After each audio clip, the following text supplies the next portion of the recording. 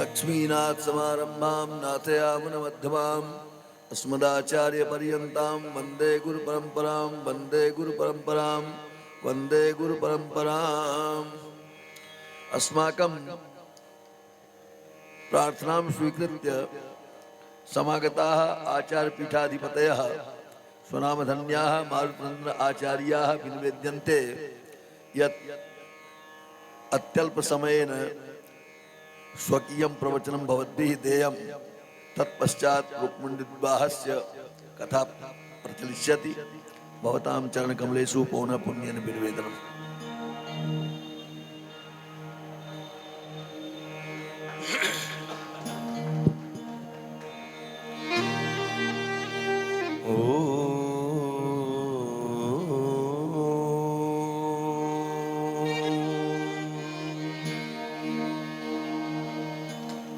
नमः परमहंसास्वादितो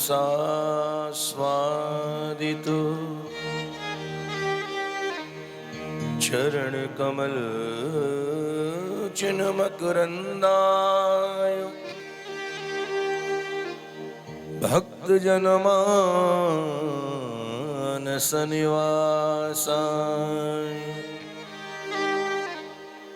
श्री जनवल्लभाय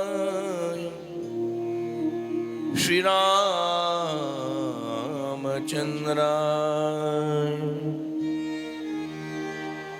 लक्ष्मीनाथ समारंभां नाथयामुनमध्यमाम्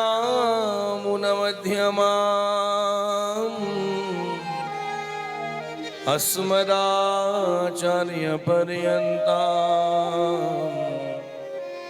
वन्दे गुरु परम्पराम्। यो नित्यमच्युतपदाम्बुजयुग्मरुक्मौ व्यामोहतस्तदितराणि तृणाय मेने अस्मद्गुरोर्भगवतो स्यदयैकसिन्धो रामानुजस्य चरणो शरणं प्रपद्ये।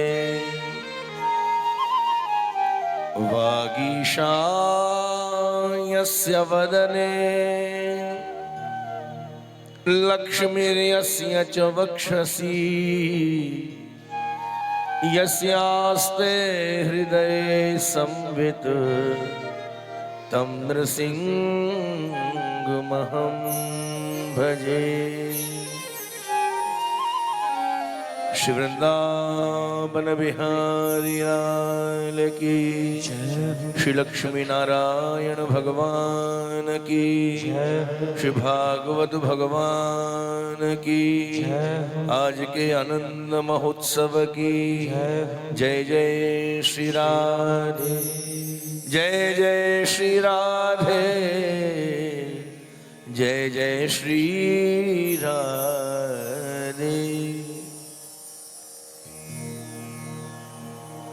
केवल 2 मिनट के लिए अपने मन बुद्धि को उन्हीं प्रभु के चरणों में ले चलें। केवल 2 मिनट प्रभु नाम। गोविंदा गोपाला मुरली मनोहर नंदलाला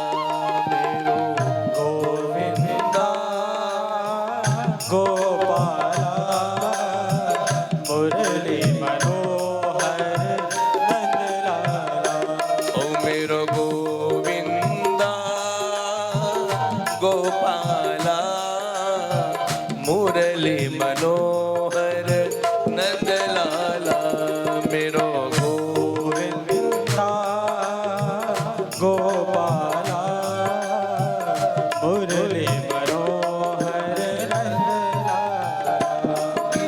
मुरली मनोहर नंदलाला मेरो मुरली मनोहर नंदलाला मेरो मुरली मनोहर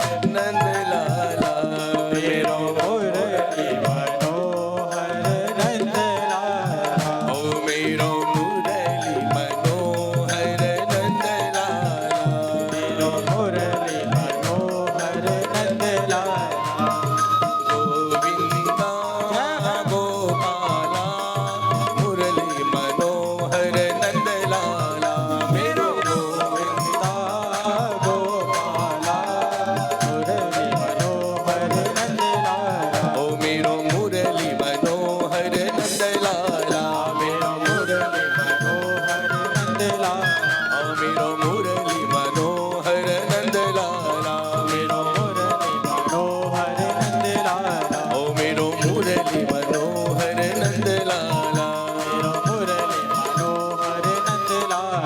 बोलिए नंद के लाला की।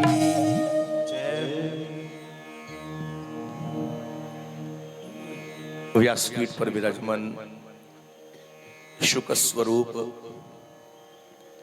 आचार्य चरण, जिनकी वाणी से हम बड़े भाव और श्रद्धा से अनवरत रूप से श्रीमद् भागवत कथा मंदाकिनी में अवगाहन करते ही चले आ रहे हैं, उस दिव्य व्यासपीठ को मैं नमन और वंदन करते हुए मेरे पार्श्व भाग में हमारे न्यायिक पूज्य चरण उद्भट विद्वान न्याय दर्शन के, उनको भी वंदन और नमन है।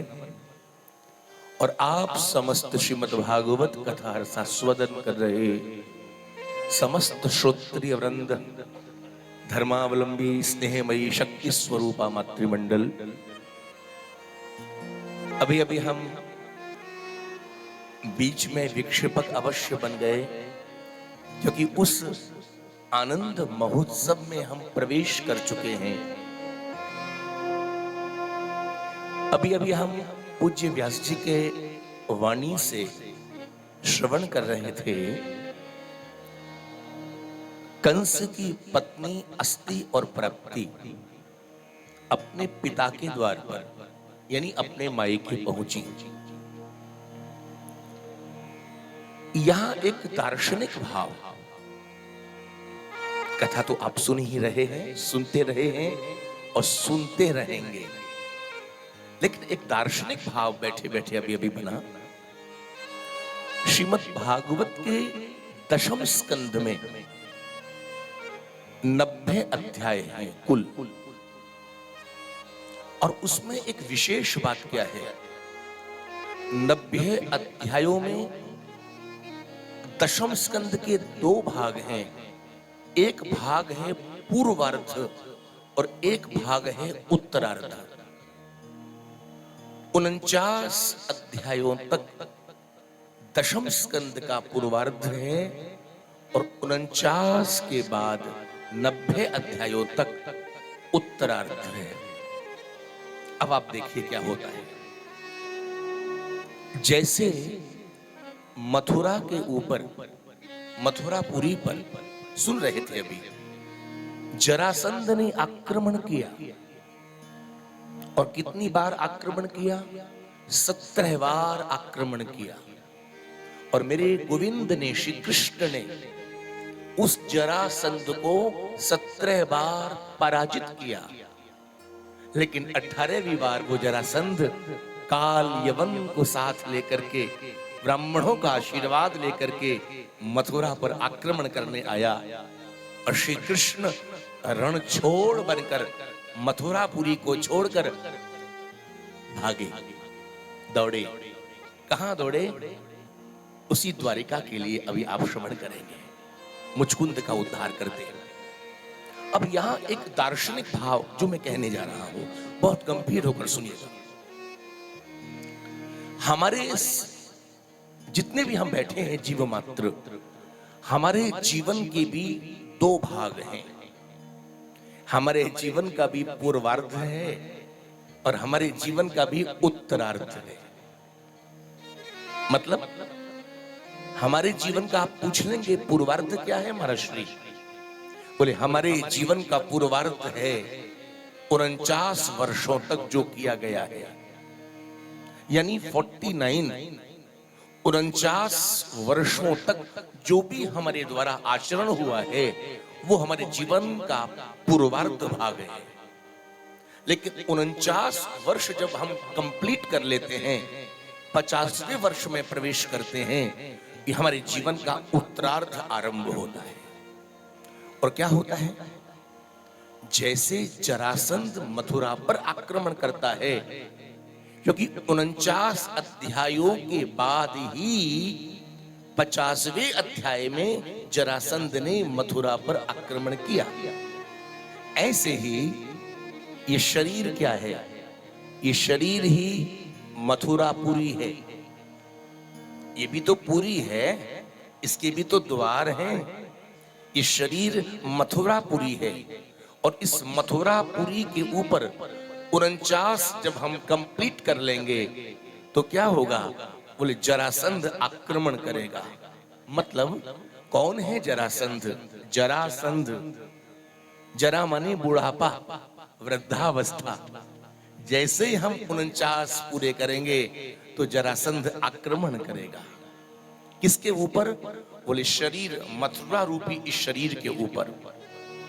अब होता क्या है कि जैसे श्री कृष्ण ने उस जरासंध को 17 बार पराजित किया, तद्रूप हम भी एक एक साल उस बुढ़ापे से, वृद्धावस्था से लड़ते रहेंगे, उसको हराते रहेंगे, उसको पराजित करते रहेंगे। आप समझ गए होंगे। यानी 17, 49 प्लस 17 आप यदि जोड़ेंगे तो 66 हो गया। मेरे कहने का अभिप्राय यह है कि जीवन के 66 वर्षों तक, जीवन के 66 वर्ष तक 49 के बाद 17 बार हम बुढ़ापे को, जरावस्था को, वृद्धावस्था को हराते रहेंगे, पराजित करते रहेंगे।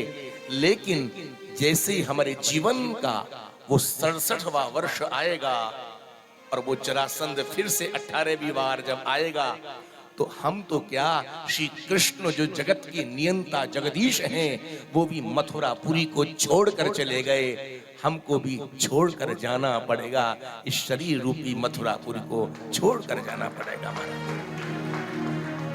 मैं आप सबको यही कहूंगा, हमें एक दिन वृद्धावस्था आनी है। जन्म मृत्यु जरा व्याधि दुख दोषानुदर्शनम। जन्म जिसका है मृत्यु अवश्यम भावी है। मृत्युर्वै प्राणिनाम ध्रुव। मृत्यु से हमें भयभीत नहीं होना है, बिल्कुल नहीं होना है। बस करना क्या है कि जब हमारे जीवन का उत्तरार्ध आरंभ हो तो हमें करना क्या है? बोले कृतांतस्य दूती जरा कर्ण मूले समातीति वक्तीति लोका शृणुत्वम।